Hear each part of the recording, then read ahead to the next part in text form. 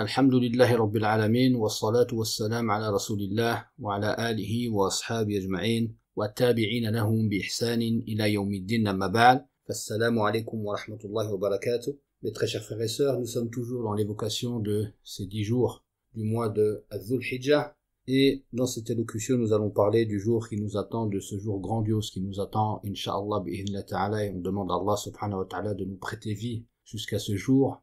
C'est le jour de Arafah. Ce jour, c'est un jour immense pour les musulmans, et à ce propos, notre prophète Mohammed sallallahu alayhi wa sallam nous dit « Ahtasibu inda Allah an yukaffira as-sanata allati qablahu wa allati ba'dahu » Donc il nous dit « J'espère de la part d'Allah qu'il, à propos du jour de Arafah, qu'il pardonne les péchés de l'année d'avant et de l'année d'après. » Le hadith, il est dans Sunan ibn Majah. Donc on voit que c'est un jour grandiose. On espère qu'Allah Azza wa Jalla nous pardonne par ce jour de jeûne 2 années de péché. Donc c'est plus que le jour de Ashura où il y a 1 année de péché pardonné. Et les savants ils expliquent cette sagesse, c'est que le psaume de Ashura il est lié au psaume de Moussa alayhi salam, alors que donc il est mushtarik ma'al yahoud, alors que le psaume de Arafah il est khas lil muslimin. Donc c'est en cela il est spécifique aux musulmans, et c'est en cela qu'il a une récompense plus importante.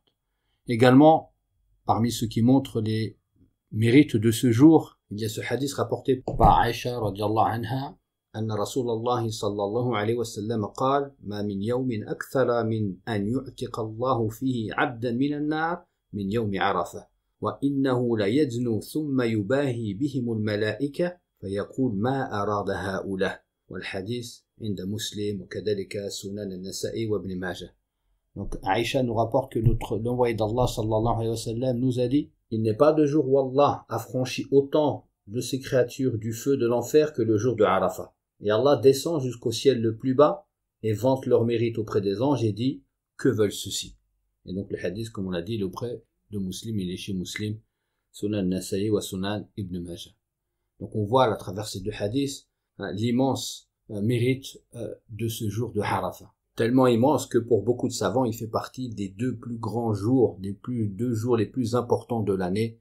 Le premier étant le jour qui suit le jour du sacrifice, Yom al-Eid.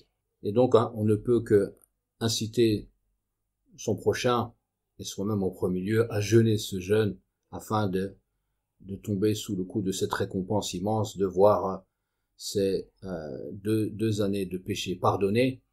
Et on sait que quand on parle du péché pardonné, ce sont les petits péchés, les plus grands péchés ayant besoin d'une tauba, et également aussi être sous le coup de ceux qui, et on demande à Allah d'en faire partie, d'être affranchis du feu de l'enfer. Amin. Également aussi, ce qu'il convient particulièrement cette année, de rappeler, c'est qu'en est-il du jour de jeûne, du jour de jeûne de Arafat lorsque celui-ci tombe un vendredi. Car on sait que normalement dans la sunna, il est interdit de jeûner un jeûne surrogatoire le vendredi seul, mais qu'il faut l'accompagner d'un jour avant ou d'un jour après. Ici, le cas échéant, pour ceux pour qui le jour Arafat tombe un vendredi, on ne peut pas jeûner le jour d'après, car c'est samedi, c'est jour de l'Eid, il est interdit de jeûner, mais on peut jeûner le jour d'avant. Donc, pour beaucoup de savants, il est préférable de jeûner le jour d'avant. Comme ça, on est en dehors de ce qui est à la base détestable et interdit pour le jeûne surrogatoire, à savoir de jeûner le jour du vendredi seul. Mais cependant, lorsque le jour de Arafat tombe un vendredi, beaucoup de savants voient qu'il n'y a pas de mal à le jeûner seul. C'est notamment l'avis de Cheikh Al-Uthaymin rahimahullah ta'ala où il nous dit, et je le cite, « إذا صدف يوم عرفة يوم الجمعة إنه لا حرج عليه أن يصوم يوم الجمعة ويقتصر عليه لأنه إنما أفرض هذا اليوم لا من أجل أنه يوم الجمعة ولكن لأجل أنه يوم عرفة. » Donc il nous dit si le jour de Arafat tombe un vendredi, il n'y a pas de mal à ce qu'il le jeûne le jour de vendredi et qu'il se contente de ce jour uniquement. Car il n'a pas jeûné ce jour de vendredi seul en raison du fait que c'était le vendredi, mais il l'a jeûné en raison du fait que c'était le jour de Arafat. Et Cheikh Ibn Baz, rahimahullah ta'ala, dans une fatwa, Il dit également, je le cite, نرجو أن لا إثم عليك لأنك ما قصدت صومه مفردا إنما سمتيه لأجل أنه يوم عرفة فقط ولكن لو سمت معه الخميس يكون أحوت لأن رسول الله صلى الله عليه وسلم نهى عن إفراده أو عن إفراد الجمعة بالصوم في حق المتنفل. Donc il nous dit, Cheikh Ibn Baz, rahimahullah ta'ala, nous espérons qu'il n'y a pas de péché à ton encontre. Il répond à une femme qui dit qu'elle a jeûné le vendredi de Arafat seule, car tu n'as pas visé par ce jour seul parce que c'était le vendredi, mais uniquement parce que c'était le jour de Arafat. Mais si tu jeûnes avec ce jour de Arafat le jeudi, c'est plus prudent, car l'envoyé d'Allah, sallallahu alayhi wa sallam, a interdit de jeûner le vendredi seul dans le cas d'un jeûne surérogatoire. Donc, il n'est pas interdit de jeûner le jour de Arafat seul, mais celui qui a la capacité de rajouter le jeudi, il est plus prudent pour lui de le faire et meilleur, ainsi il sort de l'interdiction de jeûner le vendredi seul. Dernière petite question qui revient également chaque année, que fait-on si je suis dans un pays où l'entrée dans le mois n'est pas le même que celui de Saoudia? Si l'entrée dans le mois s'est fait un jour après, comme c'est le cas très souvent au Maroc ou dans d'autres endroits du globe. Donc là aussi, c'est une question à divergence parmi les savants de la jurisprudence. Et c'est une divergence qui revient chaque année avec, notamment avec Ramadan et également avec Arafat. Donc c'est une divergence qui est connue. Certains voient que si le croissant de lune est observé à un endroit de la Terre, cela entraîne le début du mois pour l'ensemble de la communauté. Et d'autres disent que ce croissant de lune doit être observé dans chaque région. Donc s'il est observé dans une région, ça entraîne le début du mois pour cette région uniquement et pas pour les autres régions. Donc à partir de là, à partir de cet avis-là, de ces deux avis-là, soit certains voient qu'il y a unité de calendrier, à partir du moment où un pays a annoncé l'entrée dans le mois, toute la communauté rentre dans le mois. Et le deuxième avis, que chaque région a sa propre entrée dans le mois. Petit aparté, pour les minorités musulmanes, ceux qui n'ont pas de gouverneur musulman, les savants sont unanimes pour dire qu'ils suivent Mecca. Donc pour eux, le problème est réglé, entre guillemets. Ils suivent Mecca et donc leur jour de Arafat coïncidera, quoi qu'il arrive, avec le jour de Arafat de l'Arabie Saoudite. Pour les autres, par exemple le Maroc, qui souvent est dans ce cas-là, il y a divergence en fonction de l'avis que l'on porte. Si on voit qu'il y a unicité du croissant de lune, s'il est observé dans un endroit, toute la communauté rentre, alors on jeûnera Arafat avec le royaume d'Arabie Saoudite. Si on voit que chaque région a sa propre vision, alors on jeûnera Arafat avec le pays dans lequel on est. À savoir aussi que si le gouverneur musulman émet un jugement, alors, comme le disent les savants,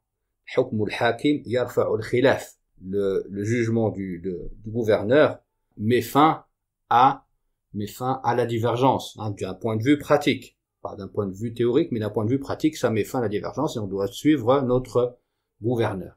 Cependant, pour Arafat, certains voient que Arafat est également un jour où on jeûne, mais qui est lié à un endroit. Il y a eu des divergences. Est-ce que Yawm Arafat muta'allaq bil zaman ou muta'allaq bil makan? Est-ce qu'il est lié au jour? Et dans ce cas-là, on peut avoir des calendriers différents. Ou est-ce qu'il est lié au lieu? Et si on pense qu'il est lié au lieu, alors Arafat, c'est un seul lieu. Et à ce moment-là, on doit jeûner avec l'Arabie Saoudite, quel que soit l'endroit où l'on se trouve. Et si on veut sortir de la divergence, qu'est-ce qu'on conseillera? On se conseillera à soi-même et à nos frères qu'on jeûne vendredi. Et c'est le jour de Arafat de Al-Mamlaka, du royaume d'Arabie Saoudite. Et pour ceux qui ont une entrée différée, c'est-à-dire comme au Maroc par exemple, où ils sont rentrés un jour plus tard, donc le Arafat à eux coïncide le samedi, tombe le samedi, et qu'ils rajoutent le samedi. Car quoi qu'il arrive, ça reste un jeûne.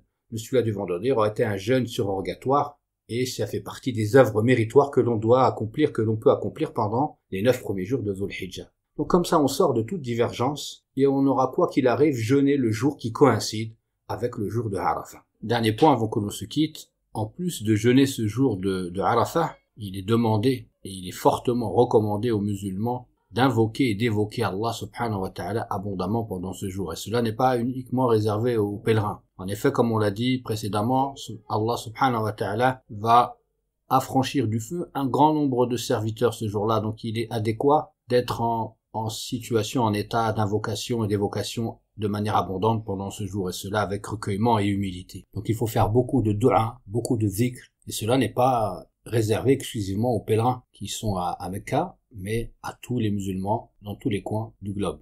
Et à ce propos, il est rapporté de la part de notre prophète Muhammad sallallahu alayhi wa sallam, an Amr ibn Shu'ayb, an Abi, an Jaddi, anna an-Nabiy sallallahu alayhi wa sallam قال خير الدعاء دعاء يوم عرفة وخير ما قلت أنا والنبيون من قبلي لا إله إلا الله وحده لا شريك له له الملك وله الحمد وهو على كل شيء قدير. والحديث عند الترمذي وهو حديث صحيح. Donc il est rapporté par Amr ibn Shu'ayb, qu'il rapporte de son père, qu'il rapporte de son grand-père, que le prophète sallallahu alayhi wa sallam a dit: la meilleure des invocations est l'invocation du jour de Arafat. Et la meilleure chose que j'ai pu dire, moi et les prophètes qui m'ont précédé, la ilaha illallah, il n'y a de divinité digne d'adoration qu'Allah, la sharika lah, seul sans associé, lahul mulk, à lui la royauté, wa lahul hamd, à lui la louange, toute la louange, wa huwa ala kulli shay'in qadir, de toute chose il est capable. Le hadith il est authentique et il est dans Sunan at-Tirmidhi. Donc c'est une dua, c'est la meilleure des du'as que vous pouvez dire. Ça n'interdit pas le fait de dire d'autres du'as, mais il faut abonder, il faut multiplier cette du'a-là qui est